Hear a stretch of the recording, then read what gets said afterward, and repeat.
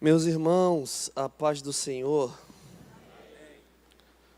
Por favor, eu quero compartilhar com os amados um texto no primeiro livro da Bíblia Sagrada, o livro do Gênesis.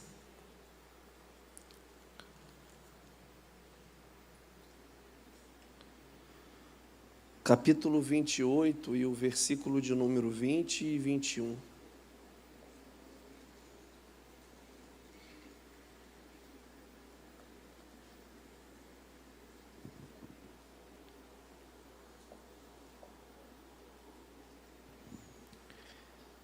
Gênesis capítulo de número 28, versículo 20, versículo 21. E eu queria ler esse texto. A tradução da minha Bíblia é revista e corrigida. Eu estarei lendo, peço que os irmãos acompanhem. Diz assim o texto: E Jacó votou um voto dizendo: Se Deus for comigo e me guardar nesta viagem que faço, e me der pão para comer, e vestidos para vestir, e eu em paz tornar a casa de meu pai, o Senhor será o meu Deus. Amém? Você pode dizer graças a Deus? Por favor, tome o seu assento.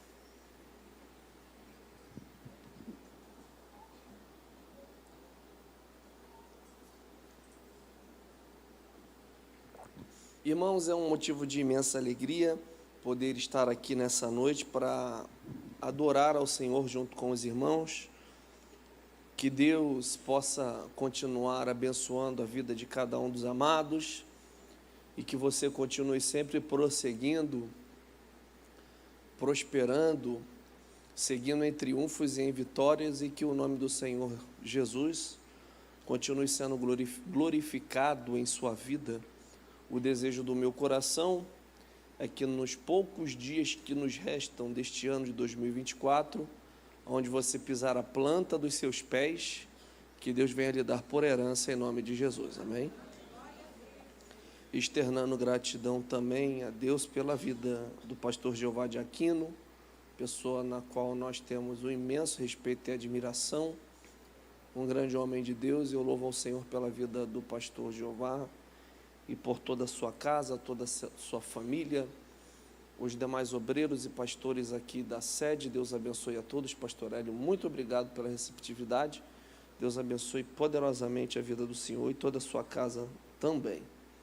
Nós chegamos hoje ali do estado do Rio de Janeiro, estaremos essa semana toda ministrando na região aqui em Brasília, e de antemão quero rogar a oração dos irmãos ao nosso favor, para que nesses dias muitas pessoas venham ao encontro do Senhor Jesus, amém?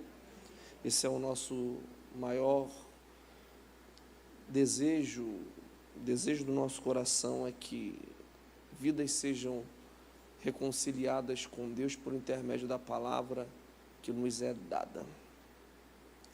Deus tem colocado esse texto no meu coração para essa noite. Eu queria de uma maneira muito simples compartilhar essa palavra com os amados, crendo que nós iremos sair daqui melhores do que entramos, pois a palavra do Senhor será manifestada sobre nós e sairemos daqui de posse das suas bênçãos e das suas vitórias. O texto que nós lemos retrata uma oração, um voto que Jacó está fazendo em meio à circunstância da viagem que enfrentava em direção a Padã Arã.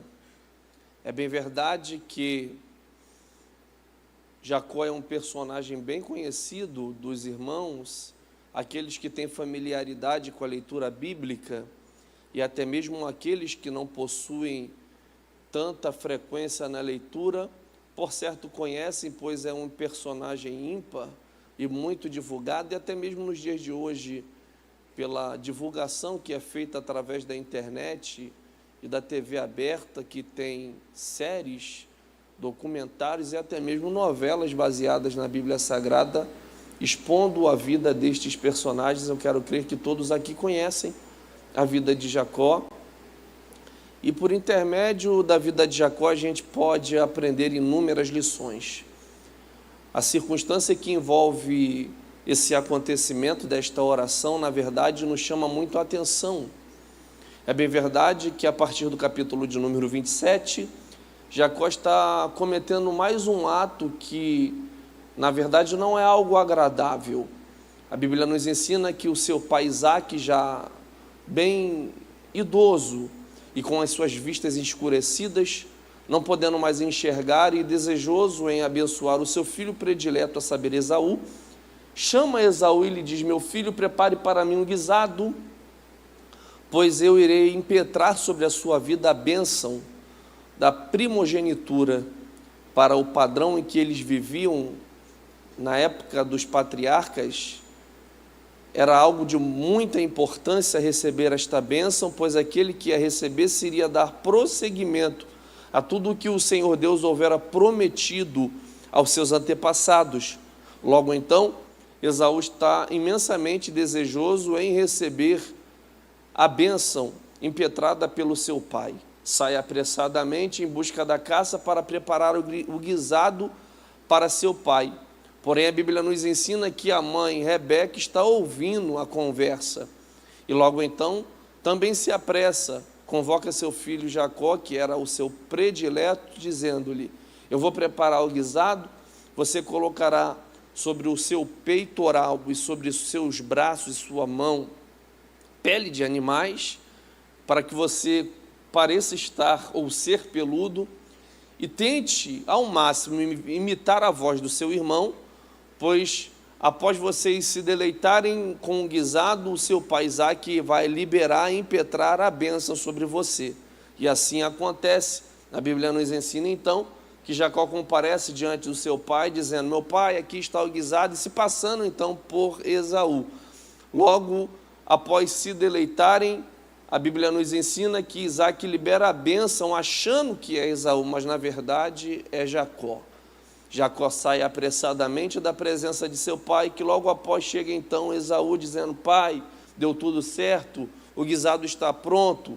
O pai diz: alguma coisa errada aconteceu, acabei de te abençoar. E ambos então entendem que haviam sido ludibriados por Jacó mais uma vez. Esaú até insiste dizendo: pai, libera sobre mim uma bênção também. O pai libera, mas a palavra já havia sido dita: Jacó seria maior do que Esaú. Isso causa um furor no coração de Esaú, um problema imenso naquela família. Esaú sai jurando a Isaque dizendo: meu pai está idoso, não enxerga mais, e daqui a pouco tempo ele vai adormecer, ele vai morrer. E quando meu pai fechar os seus olhos, eu vou me vingar e vou acabar com a vida do meu irmão. A notícia chega a Rebeca, que chama Jacó e diz: você não pode ficar aqui, rapaz, você precisa ir embora. E a desculpa apresentada para seu pai será a seguinte: você não poderá se casar com as mulheres deste local. As mulheres nativas deste local não têm aliança com o Senhor, e logo o seu irmão Esaú se casou com mulheres deste lugar. Então você precisará fugir e ir até a casa dos nossos parentes, a Padã Arã. Essa desculpa é apresentada para Jacó. Jacó então apresentada a Esaú, e Esaú libera a Jacó. E diz: meu filho, vai para Padã Arã, para a casa de seu tio Labão. Lá você encontrará uma donzela, se casará com ela e dará prosseguimento a tudo o que o Senhor Deus tem nos prometido. Jacó sai apressadamente, pois sabia que seu irmão desejava matá-lo. E logo então, sabendo disso, ele está em direção a Padã Arã. Caminha mais ou menos 9 quilômetros saindo de Berseba. Chega em um lugar chamado Luz. Ali se acampa. Já estava anoitecendo e ele diz: aqui eu vou ficar essa noite. Como costume dos viajantes, provavelmente, Jacó se cerca de pedras. Pega uma pedra e a põe como um travesseiro, deita, e naquela noite ele dorme naquele local. Deus visita o sono e o sonho de Jacó. E Jacó então recebe uma revelação de Deus. A Bíblia ensina-nos que Jacó sonha com uma escada imensa, tão alta, cujo topo chegava aos céus. Os anjos subiam e desciam por esta escada. O Senhor então se revela a Jacó. Agora ele tem uma experiência pessoal com o Senhor Deus. Não experiências contadas pelo seu avô Abraão ou pelo seu pai Isaque. Agora ele percebe que, de fato, Deus é poderoso. E Deus se revela reafirmando as promessas feitas a Abraão e a Isaque. Naquela madrugada, Jacó acorda dizendo: o Senhor estava aqui e eu não sabia disso. Quão terrível é este lugar! Aquela pedra que havia feito como um travesseiro, ele ergue um altar.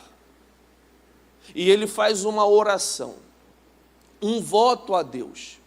Nós lemos o texto e ele diz: se o Senhor for comigo, se o Senhor me guardar nesta viagem que eu faço, se o Senhor me der pão e vestes, e se o Senhor me fizer regressar em paz, Ele será o meu Deus. Ele está fazendo uma oração ao Senhor. Ele está apresentando um voto a Deus. Dentro desta oração e desse voto, Jacó apresenta pelo menos 4 pedidos ao Senhor. Ele diz: se Deus for comigo, ele pede a presença de Deus. Ele diz: se o Senhor me guardar, ele pede a proteção de Deus. Ele diz: se o Senhor me der pão e vestes, ele pede a provisão do Senhor. E por findar ele diz: se o Senhor me der paz. Então os 4 pedidos feitos por Jacó, nesse instante, são presença, proteção, provisão e paz. De uma maneira muito simples, em uma mensagem que Deus tem colocado em meu coração, eu queria falar sobre isso nesta noite, sobre os 4 pedidos que Jacó faz. Jacó está em uma viagem de incertezas, saindo para um lugar desconhecido. Ele sai fugindo com os seus temores. Ele sai fugindo sem saber se conseguiria chegar ao local. Ele sai em busca de uma fuga, pois na verdade é em meio a esta fuga que há um encontro. Ele está fugindo de um local que lhe apresenta ameaças e vai ter uma viagem de desafios. A vida de Jacó até aqui é uma vida de fugas, mas em meio às suas fugas ele encontra Deus. Deus é especialista em nos encontrar em meio das nossas fugas, para nos transformar, para nos alinhar, para fazer aquilo que Ele bem deseja e para que nos tornemos aquilo que Ele quer que sejamos. Nesse encontro, Deus está tratando com Jacó, e Jacó então está entendendo, pelo nível da revelação que ele recebe, pela manifestação divina, pelo que ele entende de Deus naquele instante, ele vai fazer um pedido ao Senhor dizendo: se Deus for comigo, pois ele compreende a necessidade de estar, de viver debaixo da presença desse Deus que se revelou a ele. Logo então Jacó compreende que o mais importante de tudo, a partir daquele instante, seria estar debaixo da presença de Deus. Jacó entende que a presença de Deus o conduziria em proteção, em provisão e em paz. Notemos que ele não faz nenhum outro pedido, primeiramente, a não ser pela presença. Jacó compreende que tudo após a presença seria ali apresentado. Então, em uma escala de prioridades, Jacó compreende que o mais importante de tudo em sua vida, a partir daquele momento, era estar debaixo da presença de Deus. Quando nós temos esta compreensão, logo então recebemos a revelação. Ele compreende que pela presença ele teria provisão, proteção, paz. Jacó entende que a presença de Deus, pelo nível da revelação que lhe for apresentada, seria imprescindível. Jacó compreende que necessitava da presença de Deus, pois a presença de Deus é o pão que nos alimenta. A presença de Deus é a água que sacia a nossa sede. A presença de Deus é o bálsamo que cura as nossas feridas, tanto materiais e carnais como emocionais e espirituais. A presença do Senhor é a bússola que nos dá o norte. A presença de Deus é a nossa paz, a presença de Deus é a nossa proteção, a presença de Deus é a nossa provisão, a presença de Deus é a nossa alegria, a presença de Deus é a nossa força, a presença de Deus é o que nos impulsiona, a presença de Deus é o que nos faz estar de pé. O que nos trouxe aqui nesta noite não foi um mero encontro social, mas sim para buscarmos a presença dEle. E tudo aqui diz respeito a Ele, para Ele, por Ele, é dEle, tudo é dEle, tudo é em volta, gira em torno da presença de Deus.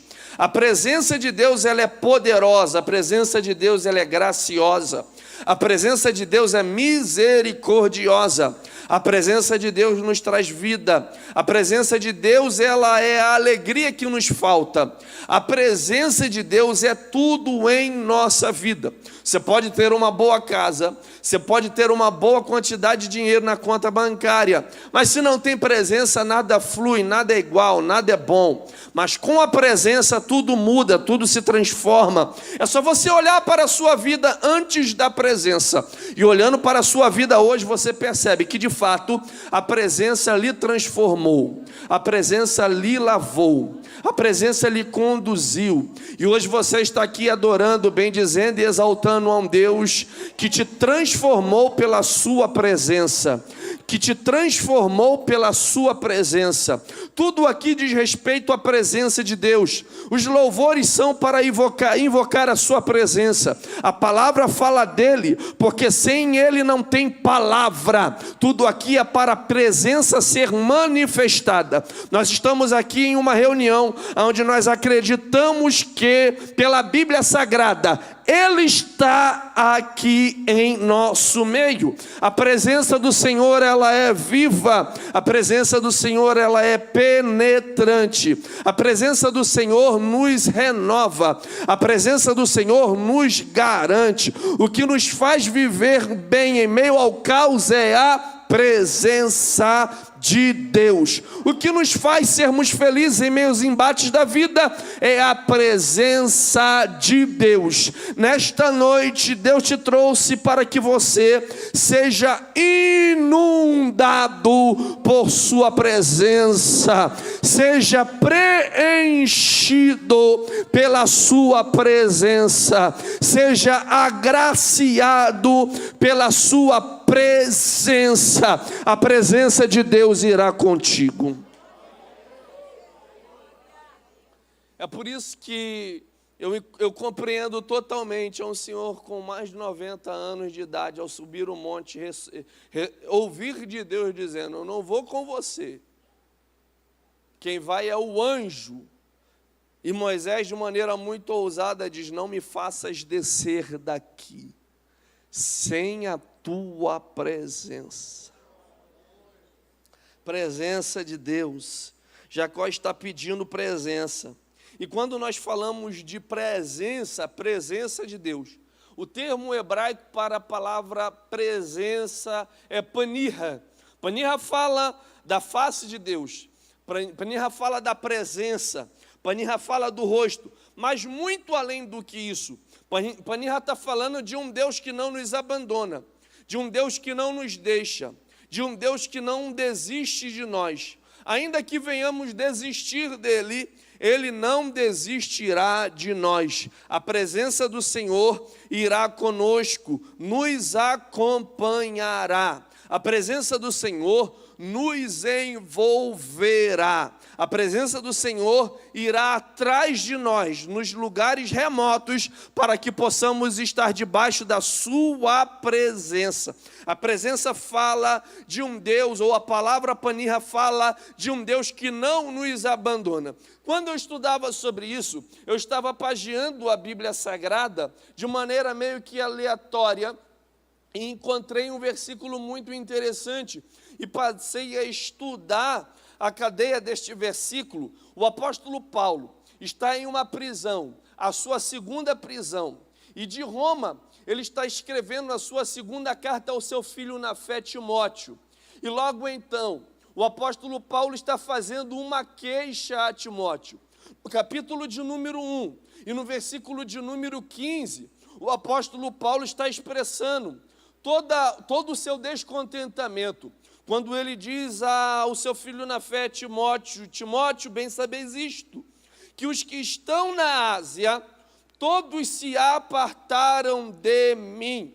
Ele estava dizendo: os irmãos da Ásia, eu orei por eles, eu intercedi por eles, mas eles, neste momento crucial da minha vida, se apartaram de mim, me viraram as costas, e eu fiquei sozinho. Mas ainda assim, Paulo continua falando. No capítulo 4 e no versículo de número 10, o apóstolo Paulo dirá: Demas também me desamparou, amando o presente século, e foi para Tessalônica. Ele estava dizendo: Timóteo, Demas era um dos meus discípulos, eu instruí a Demas, eu ensinei a Demas, eu discipulei a Demas, mas Demas me desamparou, eu estou sozinho. No mesmo capítulo 4 e no versículo de número 16, o apóstolo Paulo está declarando que a poucos instantes ele seria julgado, e seria um julgamento muito severo. Ele estava nutrindo expectativas, pois o apóstolo Paulo implantou inúmeras igrejas. Logo então, ele nutria expectativas de que algumas dessas igrejas que ele havia implantado iriam enviar algum obreiro, algum dos irmãos, para comparecerem diante do julgamento que seria exercido contra ele. Mas no verso de número 16, o apóstolo Paulo está dizendo: ninguém me assistiu na minha primeira defesa, antes todos me abandonaram. Ele está dizendo que os irmãos da Ásia haviam o abandonado. Ele está dizendo que Demas o havia abandonado. Ele está dizendo que aqui todos haviam o abandonado. Ele nutria expectativa: alguém vai me visitar, alguém virá me ver, alguém vai me abraçar, vai estender a mão, vai apertar a minha mão. Mas no seu primeiro julgamento, ninguém compareceu. Mas ele não termina a sua queixa, ou na verdade ele termina a sua queixa, mas a partir do verso de número 17, ele passa a expressar uma verdade. Eu estou falando sobre presença de Deus. O apóstolo Paulo, no verso de número 17, ele está dizendo: mas o Senhor me assistiu e me fortaleceu. Ele está dizendo: quando todos me abandonaram, Deus não me abandonou. Esteve do meu lado, me acolheu, me abraçou e disse: eu estou contigo. Sabe o que eu aprendo? Eu aprendo que Deus estará conosco em todos os momentos, em todas as fases e em todas as estações da nossa vida. Se você estiver bem, Deus estará do seu lado. Mas se você estiver mal, Deus também estará do seu lado. Se você possuir muito dinheiro, Deus estará do seu lado. Mas se você for pobre, pobre de Marredeci, Deus também estará do seu lado. Se você morar no melhor ponto da cidade, Deus estará na sua casa. Mas se você morar no ponto menos privilegiado da cidade, Deus também estará em sua casa. Esse Deus está aqui para te dizer: eu não te abandono, eu não te deixo, não me esqueço e jamais me esquecerei de ti. O profeta Isaías escreve dizendo: acaso poderia uma mãe que amamenta e ama o seu filho logo esquecer-se do filho que ama e que amamenta? Todavia, se esta se esquecer do seu filho, eu não me esquecerei de ti, pois eu tenho o teu nome gravado nas palmas das minhas mãos. O salmista, no Salmo de número 23, no verso de número 4, diz: ainda que eu andasse pelo vale da sombra e da morte, não temeria mal algum, porque tu estás comigo.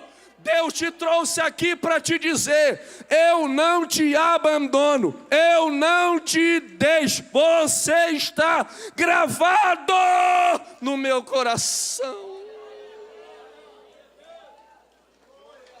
Aleluia.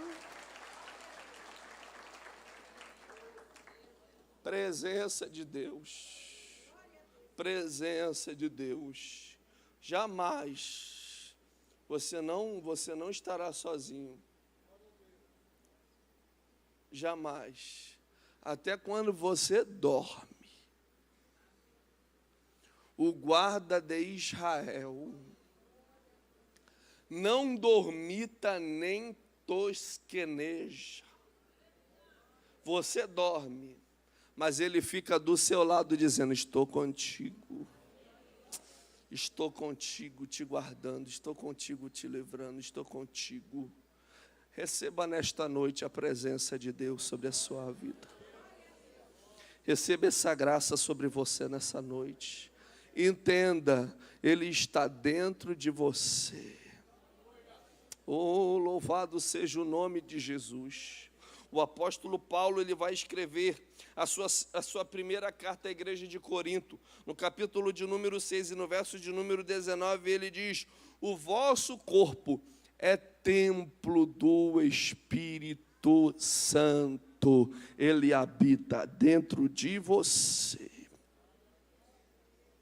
Presença de Deus. É o primeiro pedido de Jacó: se o Senhor for comigo. Logo então, ele compartilha o seu segundo pedido dizendo: se o Senhor me guardar, Ele sabe dos perigos e dos desafios que enfrentaria no meio daquela viagem. De fato, ele tem seus temores, mas ele pede proteção a Deus. Ele diz: se Deus me guardar, ele precisa de proteção. O termo para proteção fala de um Deus que guarda, fala de um Deus que preserva, fala de um Deus que protege, fala de um Deus que toma decisões, age em defesa, age para garantir segurança. O termo para proteção fala de um Deus que protege daquilo que você vê, mas também te protege daquilo que você não vê. É um Deus que te protege a todo momento. É um Deus que te protege a todo instante. Em todos os segundos, minutos, horas, dias, semanas, meses e anos, você está protegido por Deus, guardado por Deus, livrado por Deus. Irmãos, a violência no nosso país só aumenta. Eu não sei aqui os irmãos de Brasília, os irmãos aqui de Taguatinga Norte, não é isso? Eu não sei aqui, mas o meu estado é um dos estados mais perigosos. Alguém pode pensar que é o primeiro, pastor Hélio, mas não é, tá? Não diga isso. É o 5º estado mais perigoso da nossa nação. É um estado muito perigoso. Mas eu acredito também que aqui não seja tão diferente. A gente observa algumas notícias nos telejornais e a gente passa a compreender que a maldade, a violência, ela só tem aumentado no coração dos seres humanos. Eu vi um vídeo hoje em que um camarada estava furtando uma senhora dentro de uma igreja. Ele estava com a Bíblia na mão, para os irmãos perceberem o nível em que nós estamos enfrentando. A gente, se ficarmos observando os telejornais, a gente não vai sair de casa. São notícias trágicas, notícias de assalto, de morte. Eu não sei aqui se tem bala perdida, mas no Rio de Janeiro o negócio é sério. Em algumas regiões, o perigo é muito eminente. Logo então a gente passa a perceber que as coisas estão bem difíceis, a iniquidade está aumentando, o amor das pessoas estão se esfriando, as pessoas estão matando outras pessoas sem motivo algum, ou por motivos fúteis. A gente percebe que a violência tem aumentado a cada momento. Aquele que tem uma condição um pouco mais estabilizada ou estável, ele toma algumas medidas para guardar a sua vida e a sua família. Coloca câmeras na sua casa, mora em um condomínio que lhe possa passar alguma segurança. Ele toma algumas atitudes para que isso venha de encontro à sua alma e lhe dê tranquilidade. Mas outras pessoas que não têm esse privilégio estão completamente à mercê da violência, estão completamente à mercê das dificuldades que nós enfrentamos no nosso dia a dia. Muitas vezes parece que estamos naquele seriado do Chapolin Colorado. Você lembra? Quando alguém estava em perigo, dizia: e agora? Quem poderá me defender?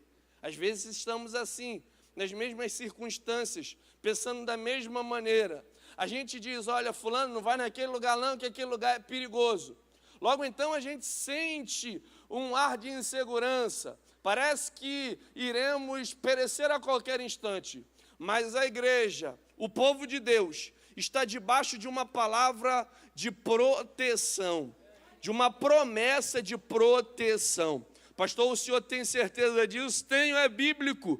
Nós estamos debaixo de uma promessa de proteção. Está na Bíblia Sagrada. Eu vou compartilhar com os irmãos. A Bíblia nos ensina no Salmo de número 91. Aquele que habita no esconderijo do Altíssimo, a sombra do Onipotente descansará. Direi do Senhor: Ele é o meu Deus, o meu refúgio, a minha fortaleza, e nele confiarei. Porque Ele te livrará do laço do passarinheiro e da peste perniciosa. Ele te cobrirá com as suas penas e debaixo das suas asas estarás seguro. A sua verdade é escudo e broquel. Não temerás espanto noturno, nem seta que voa de dia, nem peste que ande na escuridão, e nem mortandade que assola ao meio-dia. 1000 cairão ao teu lado, 10.000 à tua direita, mas tu não serás atingido. Somente com os teus olhos olharás e verás a recompensa dos ímpios, porque tu, ó Senhor, és o meu refúgio. O Altíssimo é a tua habitação. Nem o mal te sucederá, nem praga alguma chegará à tua tenda, porque aos seus anjos dará ordem a teu respeito para te guardarem em todos os seus caminhos. Quando você sai, Deus sai com você.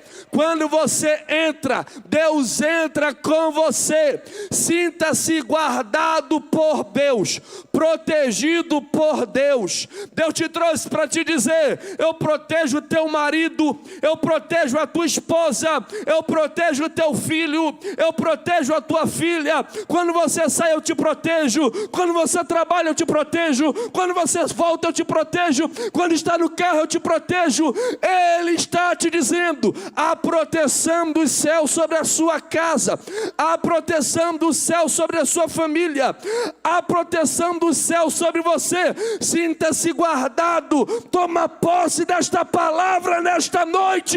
Sinta-se guardado por Deus.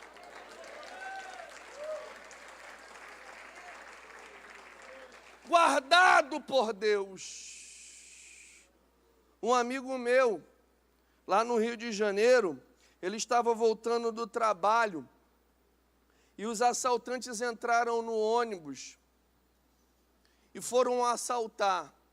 Numa via expressa muito conhecida, Avenida Brasil, chega um ponto que o ônibus não para, pastor Hélio. E aí os meliantes esperaram chegar na Avenida Brasil para assaltar. E anunciaram o assalto. E esse meu amigo, também se chama Hélio, ele ficou no cantinho sentado e ele fechou os olhos. E ele começou no seu pensamento declarar o Salmo 91. E ele dizia que começou no pensamento: aquele que habita no esconderijo do Altíssimo, a sombra do Onipotente, descansará à direita do Senhor. Ele é meu Deus, meu refúgio, minha fortaleza. E aí ele, de olhos fechados e recitando o Salmo no seu pensamento, de repentemente, alguém chegou perto dele, olhou para ele, alguém disse para ele: e aí você, rapaz, tem o quê? E ele abriu os olhos, e ele não falou nada, e ele falou que só pensava no Salmo, recitava os versículos na mente, e fez assim com as mãos, e o camarada que estava lá atrás falou: não toca nesse daí não, não toca nesse daí não, já estamos descendo, motor, para o ônibus que a gente desce agora. Pararam o ônibus no meio da Avenida Brasil, em direção a uma comunidade do Rio de Janeiro, e não tocaram no meu amigo Hélio. 1000 cairão ao teu lado, 10.000 à tua direita, mas quando você toma posse, o mal não chega, o mal não toca. Eu vim liberar uma palavra de cunho profético nesta noite, só para quem tem fé para recebê-la. A segurança, a proteção de Deus está sobre a sua vida. Aleluia. Jacó, ele está protegido. É interessante, ele vê anjos que sobem e depois descem. Se primeiro sobem, é porque já estavam ali. É Jacó que não via, mas quando ele sai de Berseba, sai um decreto dos céus: anjos do Senhor desçam para guardá-lo. Até o nosso adversário Satanás sabe que somos cercados. Ele comparece diante do Senhor e Deus dá testemunho de Jó, dizendo: vistes o meu servo Jó, homem íntegro, temente, sincero e que se desvia do mal. Satanás diz: é claro que ele é um homem abençoado. Verso 9, capítulo 1, verso 9. Tu o cercastes de Sebe, em algumas traduções. Eu fui pesquisar o que seria Sebe. E Sebe é como se fosse um arame farpado, um arame com farpas. É interessante que o diabo está dizendo para Deus: o Senhor o cercou de Sebe, e o mal não pode tocar em Jó. Até o teu adversário sabe que você é cercado. Ele sabe que sua casa é cercada, sua família é cercada, os seus negócios estão cercados e protegidos, guardados por Deus. Você pode liberar essa palavra para alguém? Diga: você é guardado pelo Senhor. Aleluia. Se o Senhor for comigo, se o Senhor me guardar, se o Senhor me der pão, me der vestes, Ele está falando que precisa de provisão.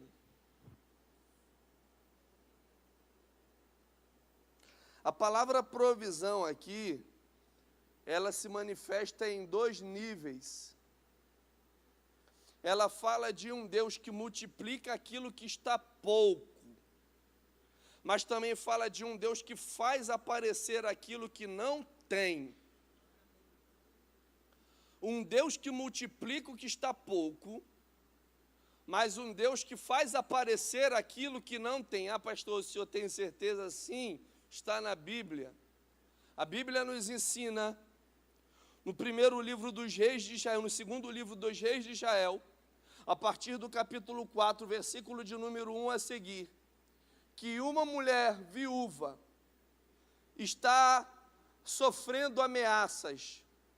Os credores estão comparecendo dioturnamente, dizendo: nós iremos tomar os seus filhos como pagamento da dívida que o seu marido falecido deixou.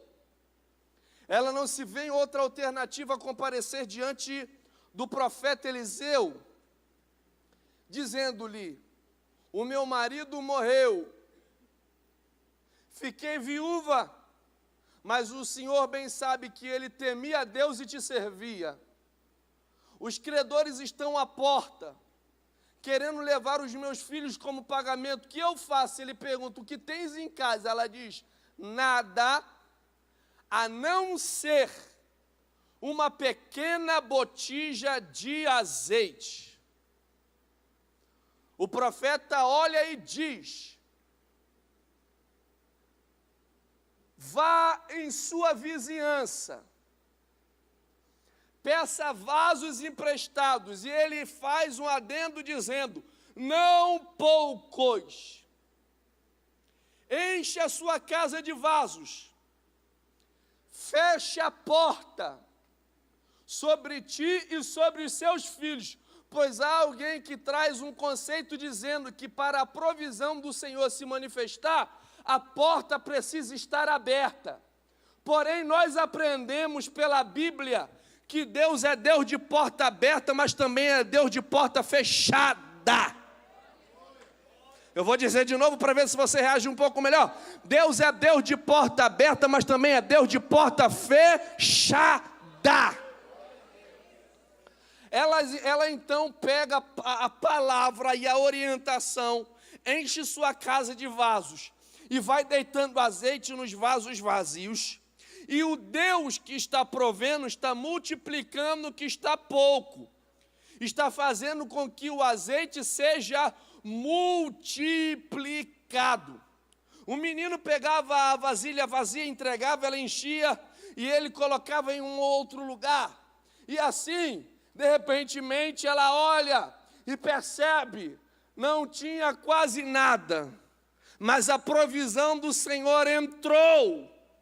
E era aquilo que eu não imaginava que aconteceu. Ele fez multiplicar aquilo que estava pouco. Comparece novamente ao profeta dizendo: os vasos estão completamente cheios. Ele olha e a diz: vende tudo, paga a tua dívida e vive do resto para a glória do nome do Senhor. Eu tenho uma palavra de cunho profético só para quem tem fé para recebê-la nesta noite. Assim vos diz o Deus da palavra: vou multiplicar o que está pouco. Vou multiplicar o que está pouco. Vou multiplicar o que está pouco. Vou multiplicar o que está pouco. Ainda esse ano, em nome de Jesus, você vai viver a provisão desse nível. Deus vai multiplicar o que está pouco para a glória do nome de Jesus. Aleluia. Só que há o segundo nível. Esse primeiro nível é um Deus que aumenta aquilo que está pouco. Mas o segundo nível fala de um Deus que faz aparecer aquilo que não tem. Ah, pastor, aí o senhor está pegando pesado. O senhor tem certeza? Não é heresia não, está na Bíblia. Gênesis capítulo 22. Deus revela-se uma vez mais a Abraão, dizendo: Abraão, pega seu filho, seu único filho, e o apresente a mim como uma oferta de sacrifício no monte que eu hei de lhe mostrar. Abraão, sem duvidar, acorda seu filho Isaque de madrugada, dizendo: vamos ali, Isaque, você tem que aprender que as coisas de Deus começam assim, cedo. Chama 2 de seus servos, preparam os animais e seguem viagem. No intercurso do caminho da viagem, Deus o aponta e o revela o monte. O texto é forte aí, ó. No terceiro dia. Você já reparou que coisas maravilhosas acontecem no terceiro dia? No terceiro dia, ele olha e vê o monte. Jeová diz: esse daí. No pé do monte ele diz aos seus servos: fiquem aqui, porque eu e o moço, o menino, iremos lá em cima, e após adorarmos iremos voltar, eu e o menino. Só que Deus estava dizendo: apresenta o menino lá em cima. Eles sobem. Abraão está preparando o altar. De repentemente, bate uma curiosidade em Isaque. Imaginemos essa conversa. Isaque dizendo para o pai: pai, diz uma coisa para mim. Eu estou vendo o senhor preparando o altar aí, nunca vi o senhor preparar um altar como esse. Está perfeito, as pedras estão completamente bem encaixadas. Eu estou vendo ali do lado a lenha, o fogo está aceso, tem umas cordas aqui, o cutelo está ali, mas diz uma coisa para mim, pai. Onde é que está o cordeiro? Porque eles subiram o monte e não tinha cordeiro. Abraão olha e diz: meu filho, o cordeiro Deus proverá para si. Não é para mim e nem para ti, Isaque. Porque aqui nada fala de nós, tudo fala dele. Então o cordeiro é para ele. Então Deus proverá o cordeiro para si. Coloca o menino por sobre o altar. Amarra o menino. Porque quando eu lia esse texto algumas vezes eu ficava pensando: Isaque é um menino novo, adolescente. Irmão, vamos lá, você é adolescente, teu pai já é idoso, com o cutelo na mão erguido. Se você não tivesse amarrado, tu ficava? Ele fica porque está amarrado no altar. Abraão ergue o cutelo. Vamos poetizar? Imaginemos ele olhando para os céus e dizendo: meu Deus, esse menino eu amo demais, pois o Senhor me deu ele, lembra? Eu sei que o Senhor lembra. Minha mulher já era uma idosa e eu mais ainda. Mas o Senhor tinha dito que nos abençoaria. Abriu a madre de minha esposa e me deu esse menino lindo demais. Mas se o Senhor me pediu, eu entrego no seu altar. Porque quando o Senhor me chama para o altar, eu não nego nada. Entrego tudo. Com o cutelo erguido, firmando as bases. Quando está prestes a dar o golpe, Jeová brada do céu dizendo: Abraão, não faças tal coisa, porque agora sei que temes a Deus e és fiel. olha para o lado, Abraão. Quando Abraão olha para o lado, não tinha nada quando ele subiu. Mas quando ele olhou para o lado, tinha um carneiro. Porque esse nível de provisão está falando de um Deus que faz aparecer. Oh, louvado seja o nome dele. Deus vai fazer aparecer. Deus vai fazer aparecer. Eu vou profetizar nesta noite para quem tem fé para receber a palavra. Deus vai fazer aparecer aquilo que não tem. Deus vai fazer aparecer aquilo que não tem. Não me pergunte como, porque milagre não se explica. Milagre serve para glorificarmos ao nome daquele que operou. Então eu profetizo: o milagre da provisão de Deus vai se manifestar sobre a sua vida, e Deus vai fazer aparecer aquilo que não tem. Oh!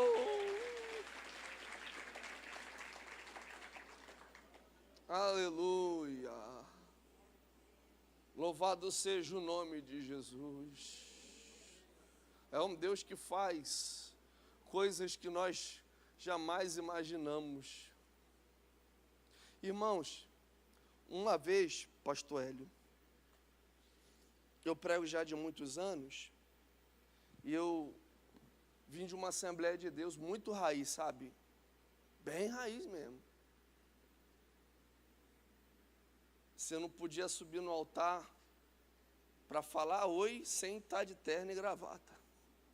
Os irmãos aqui também já foi da bleia, né? Tudo balançando a cabeça assim, ó. E eu, como já pregava, eu tinha dificuldade, irmão, uma luta financeira. Não tinha dinheiro para comprar terno, pastor.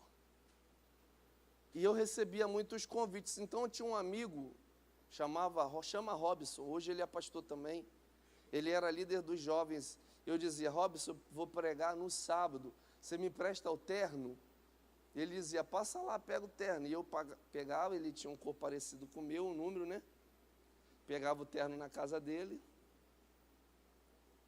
e ficava com o terno na minha casa até ele pedir. Aí ele ligava ali: Hilton, tem que trazer o terno, cara. Eu: não, desculpa, esqueci. Ia lá e levava. O terno já sabia até o endereço da minha casa. E naquela luta, casei, irmão. Pensa, casar e na guerra, né? Pagando ainda as contas do casamento.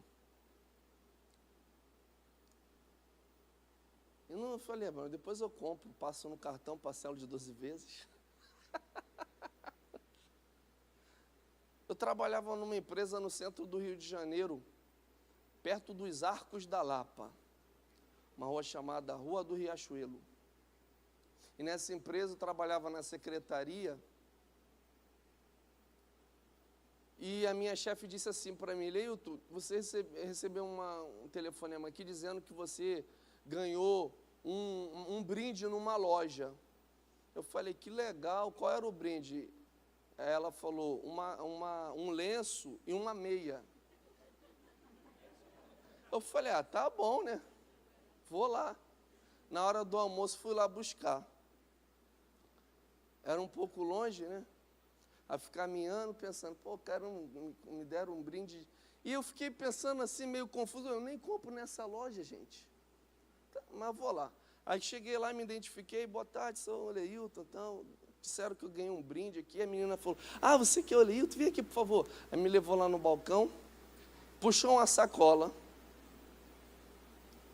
e puxou de dentro da sacola um terno, gravata, camisa, cinto, meia, sapato e lenço. Aí eu falei: moça, a senhora tem certeza que isso é para mim? Ela falou: tem certeza absoluta, a pessoa veio aqui e comprou. Eu fiquei meio desconfiado, e aí fui experimentar e falei: rapaz, pior que não deu certinho mesmo. Eu falei: você deve ter um engano, não é possível. Ela: fica em paz, moço. Eu falei: quem é que comprou? Preciso saber para agradecer. Ela falou: olha, a pessoa que comprou, falou, só comprou diante de que eu fizesse uma promessa, dizendo, olha, só compro se você me prometer que jamais você vai dizer quem foi que comprou. E aí ela falou, para mim não tem problema nenhum.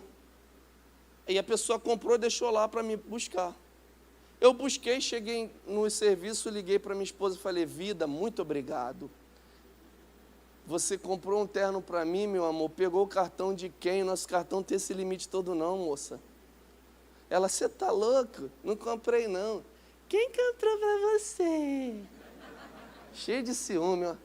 Eu falei, eu também não sei, pelo amor de Deus, não vai arrumar problema. Cheguei em casa com o terno assim, botei em cima da cama, fiquei pensando, era culto. E a gente era obreiro, ficava na porta. E as pessoas que eu sabia que gostavam de mim, quando ia chegando, eu já ia apertando a mão com um sorrisão no rosto, falando assim, muito obrigado. Aí as pessoas olhavam para mim e diziam assim, você é louco, cara? Obrigado de quê? Eu não te fiz nada. Falei com um montão de gente, fui no final do culto, abracei o pastor e disse, pastor, muito obrigado. Ele disse, o que eu te fiz que eu nem mesmo sei? Falei, não foi o senhor não que comprou o terno? Ele disse, não. Liguei para o meu pai, liguei para minha mãe, ninguém comprou o terno. Eu falei, gente, quem comprou esse terno? Misericórdia. Não é possível, alguém comprou esse terno. Fui para um culto, pregar no sábado, com o terno. Era uma conferência de mulheres. Eu estava sentado no altar, e na Assembleia de Deus antigamente, quando fazia conferência assim, convidava um montão de grupo para cantar. E era uma distribuição de... Canta grupo tal, canta grupo tal, canta grupo tal. Muito grupo, irmão. E num desses grupos que foram cantar, eu sentado assim no altar, uma das senhoras que estavam no grupo foi tomada pelo Senhor, veio até a minha pessoa, colocou a mão no meu ombro e disse assim, eu sou o seu Deus, que contemplo as suas necessidades, sei do que você precisa, e eu cuido de você, da sua casa e da sua família.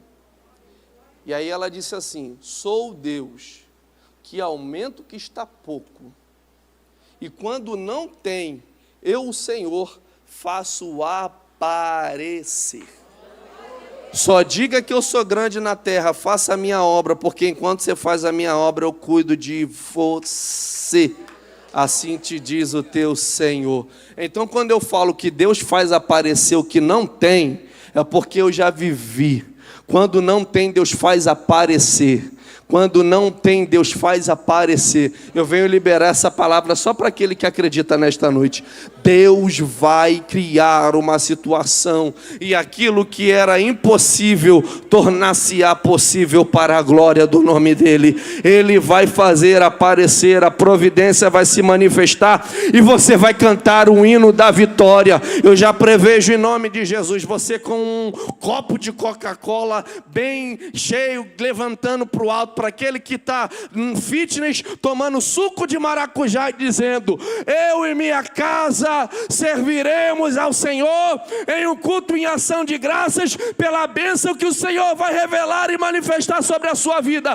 Deus vai fazer aparecer o que não tem. Aleluia! Para nós encerrarmos, o último pedido, ele pede paz. Paz em hebraico é shalom, a gente já sabe. No grego é eirene, a gente já sabe. Mas eu gosto desse paz aqui, do grego eirene. É estado de tranquilidade e ausência da devastação da guerra. É alguém que está na guerra. Mas a devastação da guerra não chega nele porque ele está em paz. Você já viu? A gente vive em um mundo tão turbulento, onde as pessoas estão bem aceleradas, tudo é muito rápido. Tem gente que não aguenta ver um vídeo de mais de 20 segundos. 20 segundos, passa. A vida está acelerada. E essa aceleração tem causado muitos males. Existem pessoas que estão depressivas. E a depressão é um problema por algo que aconteceu e deixou uma ferida aberta no passado. outras estão ansiosas. E a ansiedade é a causa de problemas por situações que ainda não aconteceram. São coisas do passado e coisas do futuro que mexem com a nossa mente e tiram a nossa paz. Mas o Deus de paz nos trouxe aqui nesta noite para dizer: eu libero paz sobre a sua vida. Eu vou cicatrizar feridas abertas do passado e dizer para você que do teu futuro cuido eu. Acalma a tua alma, descansa teu coração em Deus, porque o Deus que te ama te trouxe aqui para te dizer: a paz está sobre a sua vida, paz está sobre a sua vida, paz está sobre a sua vida. E é interessante, porque em 3 situações a gente observa a paz do Senhor sendo manifestada. Primeiro, Jesus está dizendo para seus discípulos: passemos para o outro lado. Os discípulos entram no barco, dormem, ou melhor dizendo, Jesus dorme, e o barco está sendo açoitado por uma tempestade de vento. Os discípulos estão aterrorizados, dizendo: iremos perecer. E quando olham para trás, para a popa do barco, Jesus está fazendo o quê? Dormindo. Como é que alguém dorme num barco, em alto mar, no meio de uma tempestade? Como pode isso? Aí eu entendi que Jesus está na tempestade, mas a tempestade não está em Jesus, Jesus está em paz. Aprisionam Simão Pedro, matam Tiago ao fio da espada e dizem: Pedro, você vai morrer amanhã. Colocam 16 soldados romanos para o guardar. E agora? Pedro está aprisionado, a igreja fazendo oração, intercedendo por ele. De madrugada, o anjo do Senhor visita a prisão, vai entrando, os soldados não o veem, e quando o anjo do Senhor chega onde Pedro estava colocado, diz a Bíblia que Pedro estava dormindo. Como é que alguém dorme com uma ameaça eminente, real, de morte? Haviam dito: você vai morrer, e era verdade. Como alguém, sabendo que no outro dia vai morrer, consegue dormir? É porque Pedro está na prisão, mas a prisão não está em Pedro, porque Pedro está em paz. Usurpam o trono do rei Davi, a saber, seu filho Absalão. Aí Davi diz: não, para não haver mortes desnecessárias, vamos fugir, vamos para o deserto. E Davi foge, mas carrega consigo a sua harpa. Está nas cavernas, nos desertos. E é interessante porque a vida de Davi é marcada pela harpa que ele carrega. Quando cuidava das ovelhas do pai, ele tinha harpa. Quando é ungido por Samuel, ele tem harpa. Quando Saul convoca para o palácio, ele tem harpa. Quando Saul persegue, ele tem harpa. Quando ele ascende ao trono, ele tem harpa. Mas agora, fugindo, ele não deixou a harpa em Jerusalém, ele carrega consigo. Quando foge, alguém diz: cadê os motivos para adorar? E ele então pega a harpa e começa a dedilhar. Nasce o Salmo de número 3. E ele cantando diz: Senhor, como se tem multiplicado os meus adversários. São muitos que se levantam contra mim. Muitos dizem da minha alma: não há salvação para ele em Deus. Mas tu, Senhor, és um escudo para mim, a minha glória, o que exalta a minha cabeça. Com a minha voz clamei ao Senhor, e ele ouviu-me desde o seu santo monte. Olha o verso 5, ele diz: eu me deitei e dormi, acordei porque o Senhor me sustentou. Aleluia. Davi está no deserto, mas o deserto não está em Davi, porque Davi está em paz. Tem paz de Deus sobre a sua vida nesta noite. Durma em paz, acorde em paz, tome aquele belo café da manhã em paz, saia para trabalhar em paz, almoce em paz, trabalhe em paz, volte para casa em paz, se reúna com a sua família em paz, aquela janta em paz, fique em paz, ande em paz, viva em paz. O que você precisa, o que nós precisamos nesta noite é da paz de Cristo. Quando alguém que é crente encontra um outro crente, estende a mão e diz o quê? A paz do Senhor. E quem tem diz o quê? Amém, meu irmão? A paz do Senhor. Oh, louvado seja o nome de Jesus, porque nós andamos debaixo desta paz. Nós vivemos debaixo desta paz. Nós temos esta paz em nosso coração. Eu queria, por favor, que você ficasse de pé. Eu queria fazer uma breve oração por nossas vidas. A paz de Deus, que a paz de Deus repouse sobre os nossos corações. Feche seus olhos por alguns instantes, por favor.